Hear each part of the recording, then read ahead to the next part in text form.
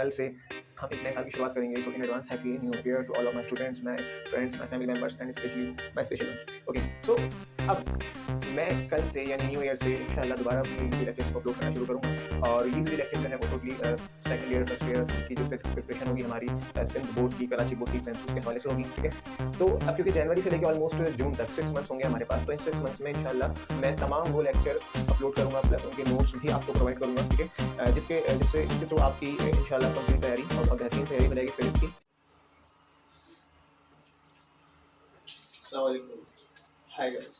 So welcome back to another video about chapter 17, second year physics, the advent of modern physics. So आज इस new session 2022 के लिए ये basically मेरी first video होगी और इसमें क्योंकि मैं चैप्टर नंबर 17 स्टार्ट करा रहा हूँ और मैं इसके अकॉर्डिंगली ही चलूँगा और इंशाल्लाह एग्जाम्स तक मेरी कोशिश होगी कि तमाम जो भी इम्पोर्टेंट चैप्टर टॉपिक्स हैं वो मैं कवर करवाऊँ और जो कुछ भी मैं यहाँ पे समझाऊँगा उसके नोट्स मौजूद होंगे, question wise, complete theory, derivations, MCQs and numericals जो है वो जो भी इम्पोर्टेंट होंगे वो मेरे नोट्स में मेंशन होंगे, वो मैं यहाँ सॉल्व करवाऊँगा, कुछ सॉल्व करने को दूंगा।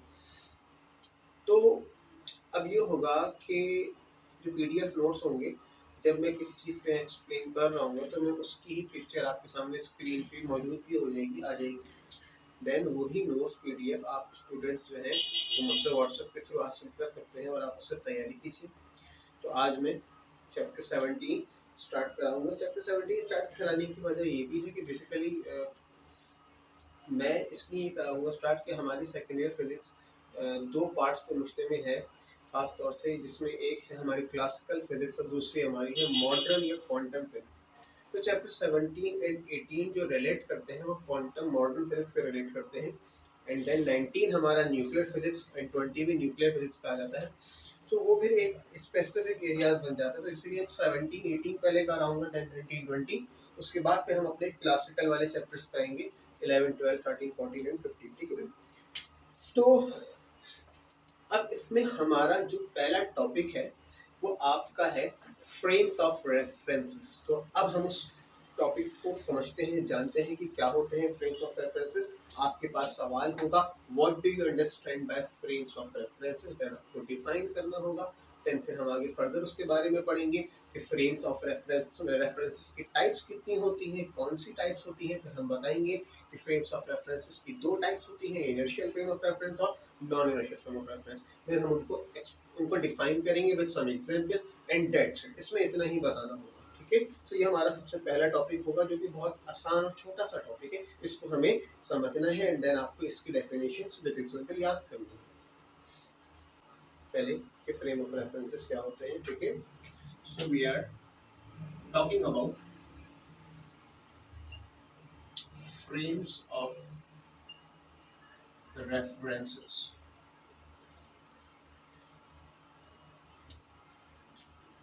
देखो, हमें अगर किसी भी चीज की मेजरमेंट करनी है, किसी भी ऑब्जेक्ट की पोजीशन को या लोकेशन को हमें ट्रेस करना है, आइडेंटिफाई करना है, सर्च करना है ना, लोकेट करना है, तो किसी भी ऑब्जेक्ट की जो पोजीशन या लोकेशन होती है in space, in three dimensional space और anywhere, because we live in three dimensional space, तो उसके लिए हमें हमेशा एक रेफरेंस चाहिए होता है।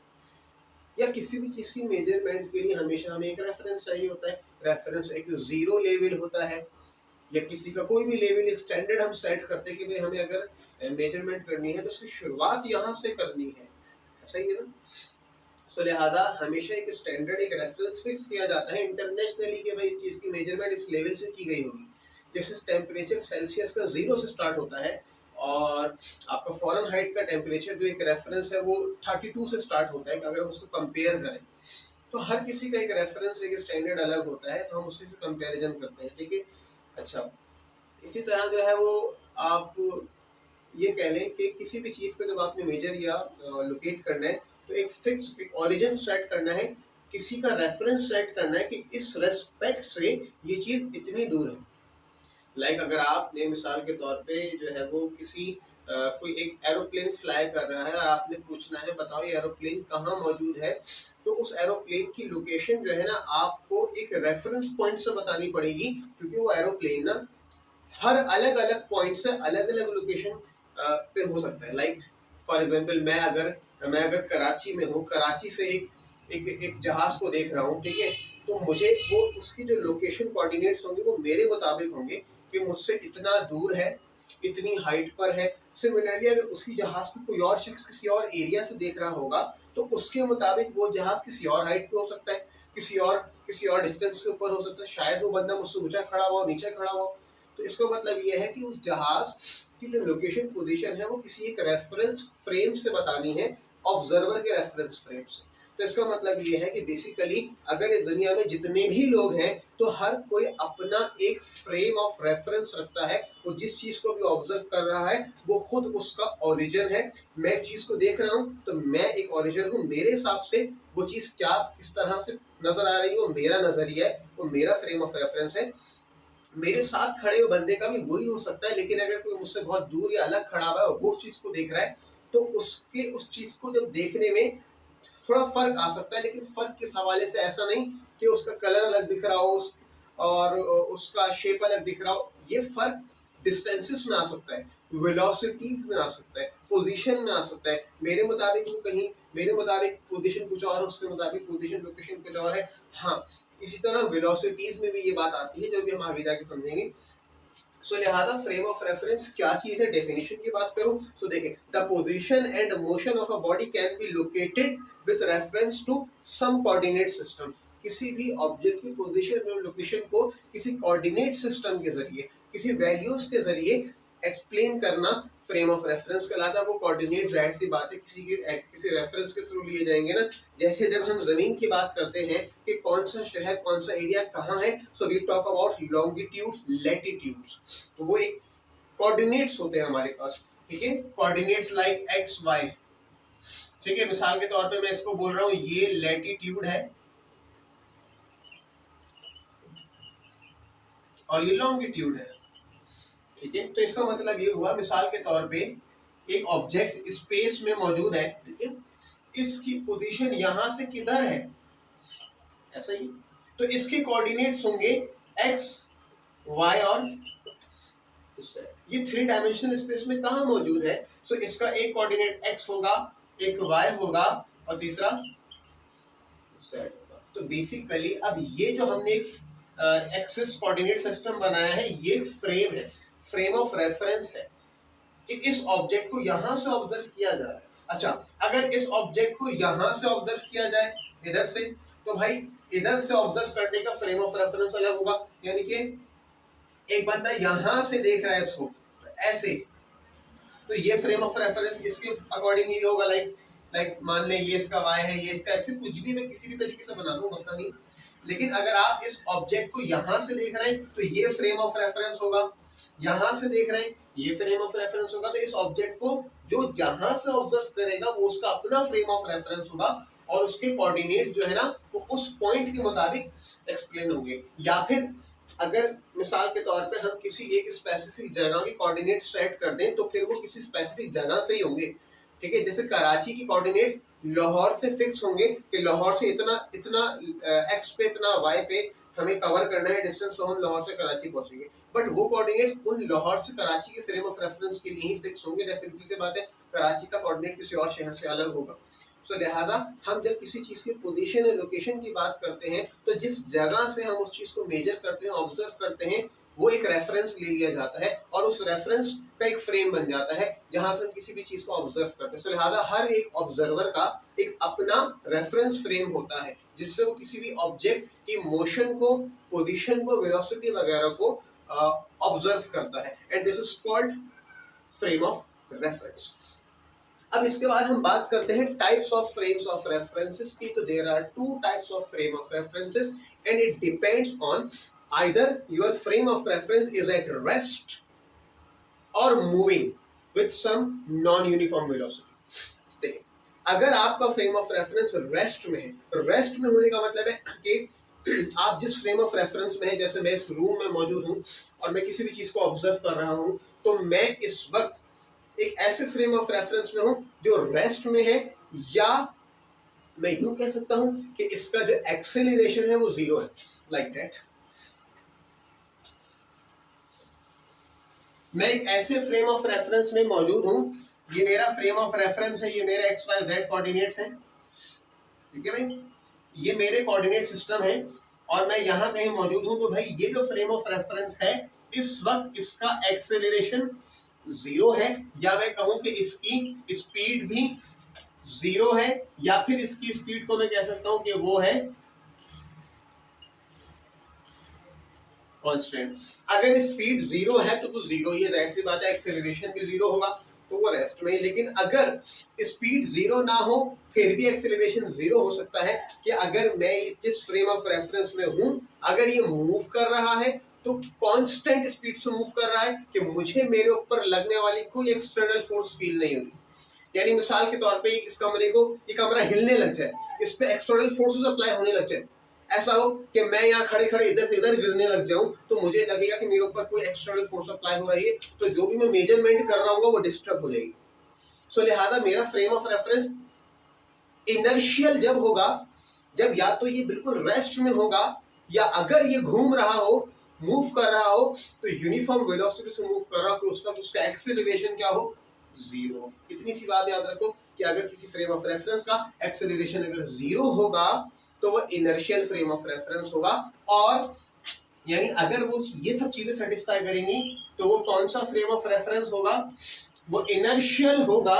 और अगर एक्सेलरेशन जीरो के बराबर ना हो, वेलोसिटी जो है वो वेरिएबल हो, इंक्रीज कर रही हो, डिक्रीज कर रही हो, एक्सेलरेशन प्रोड्यूस हो रहा हो, एक्सेलरेशन जीरो ना हो, सो ऐसा फ्रेम ऑफ रेफरेंस मूविंग होगा, मूव कर रहा होगा।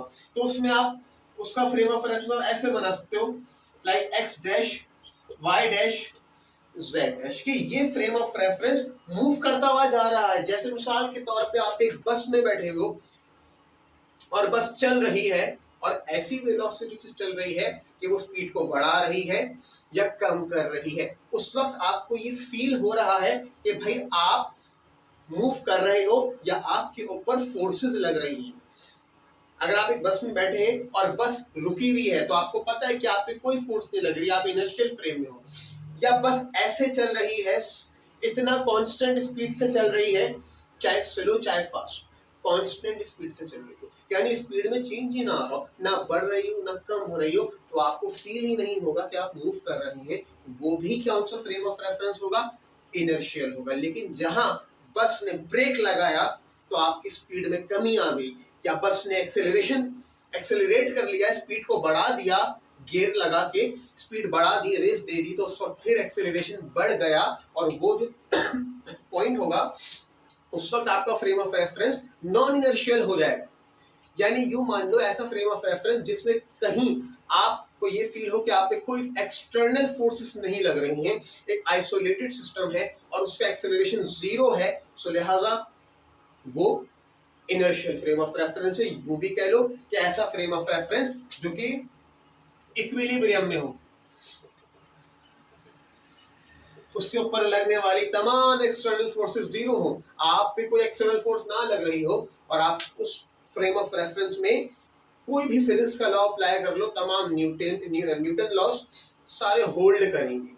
सो एक और बात कह दूं कि इनर्शियल फ्रेम ऑफ रेफरेंस ऐसा फ्रेम ऑफ रेफरेंस जिसका एक्सेलरेशन जो है वो जीरो हो। अब प्रॉपर डिफाइन करता हूं डेफिनेशन के साथ कि a frame of reference that is either at rest और मूव्स विद यूनिफॉर्म वेलोसिटी, ठीक है, ये बात तो हो गई, where Newton's laws of motion hold true, जहां न्यूटन के सारे लॉज, मैकेनिक्स के सारे लॉज ट्रू हो, उसमें कोई एरर्स ना आए एक्सपेरिमेंट्स करने में, एंड रिजल्ट्स में, ठीक है, are called inertial frame of references, and it has zero acceleration, चाहे वो लीनियर हो या एंगुलर हो। दोबारा फ्रेम, ऐसा फ्रेम ऑफ रेफरेंस जो या तो रेस्ट में हो या यूनिफॉर्म वेलोसिटी से मूव कर रहा हो, यानी जिस पे लगने वाला एक्सेलरेशन जीरो हो, आप पे कोई एक्सटर्नल फोर्स ना लग रही हो, और जो न्यूटन के लॉज हो उस पे वैलिड हो। जैसे न्यूटन का लॉ है F इक्वल टू ma, तो ये वाली फोर्स वो फोर्स है जो एक ऑब्जेक्ट पे उस फ्रेम ऑफ रेफरेंस में रहते हुए लग रही है। एक्सटर्नल कोई फोर्स नहीं लग रही जिससे इस फोर्स या इस एक्सेलरेशन में कोई इंक्रीज आ जाए। कोई एक्सटर्नल फोर्स नहीं लगेगी, न्यूटन लॉ वैलिड रहेगा, तो लिहाजा है इसको कहेंगे इनर्शियल फ्रेम ऑफ रेफरेंस। इसकी एग्जांपल सिंपल सी है, एक बस खड़ी हुई है बस स्टॉप पे, या वो मूव कर रही है यूनिफॉर्म वेलोसिटी से। तो यूनिफॉर्म वेलोसिटी से मूव करने का मतलब दोनों हो सकते हैं, या तो वो स्लो स्लो मूव कर रहा है या वो बहुत फास्ट मूव कर रहा है लेकिन स्पीड चेंज नहीं कर रहा है, याद रखना, ठीक है। नोट्स में डायग्राम भी है और कुछ मैंने पिक्चर्स भी अटैच करी है। नॉन इनर्शियल क्या है भाई? Non inertial frame of reference की डेफिनेशन में डिक्टेट करता हूँ, स्क्रीन पे इंशाल्लाह आ जाएगी सामने। अब frame of reference that is accelerating, ऐसा फ्रेम ऑफ रेफरेंस जो एक्सेलरेट कर रहा हो। एक्सेलरेट करने का मतलब है मूव कर रहा है और स्पीड इंक्रीज हो रही है या डिक्रीज हो रही है, और आपको कोई एक्सेलरेशन फील हो रहा है और आपको एक्सटर्नल फोर्सेस फील हो रही है, उस फ्रेम ऑफ रेफरेंस को बोलते हैं non inertial frame of reference. और ये एक ऐसा फ्रेम ऑफ रेफरेंस है जिसमें न्यूटन के लॉज ट्रू होल्ड नहीं कर पाते। मतलब क्या कि अगर आप एक इनर्शियल फ्रेम में न्यूटन लॉ परफॉर्म कर रहे हो, नॉन इनर्शियल में परफॉर्म कर रहे हो, दोनों फ्रेम ऑफ रेफरेंसेस के आंसर्स में फर्क होगा। और वो फर्क किस वजह से होगा कि जितने भी लॉज हैं वो ये कह के बोलते हैं कि आप एक आइसोलेटेड सिस्टम के अंदर हैं, एक इनर्शियल फ्रेम के अंदर है, कि आपके ऊपर कोई एक्सटर्नल फोर्सेस नहीं लग रही। नॉन इनर्शियल फ्रेम में क्या होता है, आपके ऊपर एक्सटर्नल फोर्सेस लग रही होती हैं, सो उस वक्त आपका एक्सेलरेशन जीरो नहीं होता। तो ऐसे फ्रेम ऑफ रेफरेंस को बोलते हैं नॉन इनर्शियल। मिसाल के तौर पे एग्जांपल दे दें इसकी, a car moving on a straight road with variable velocity, गाड़ी चल रही है, कभी तेज कभी हल्की कभी तेज स्पीड को चेंज कर रही है। या फिर एक गाड़ी जो कि टर्न ले रही हो, राउंड अबाउट की घूम रही हो, मुड़ रही हो। टर्न, जब गाड़ी टर्न लेती है ना तो हम ऑपोजिट साइड पे झुक जाते हैं, हमें झटका लगता है, हमारे ऊपर एक सोडो फोर्स, सेंट्रीफ्यूगल फोर्स एक्ट कर जाती है जो हमें फील होती है कि भाई हमें कोई फोर्स लगी है, हम इस तरफ गिर जाते हैं। तो वो वाला टर्निंग में भी जो फ्रेम ऑफ रेफरेंस है वो नॉन इनर्शियल है। उसकी वजह यह है कि जब आप टर्न लेते हो आप कर्व में आ जाते हो और उस वक्त आपके अंदर एक सेंट्रीपिटल एक्सेलरेशन प्रोड्यूस हो जाता है। सो वही बात है कि जब जब आपके अंदर एक्सेलरेशन आएगा आप non inertial frame of reference के अंदर मौजूद होंगे, and that's it. And these are what our frame of references, inertial frame of references and non inertial frame of references.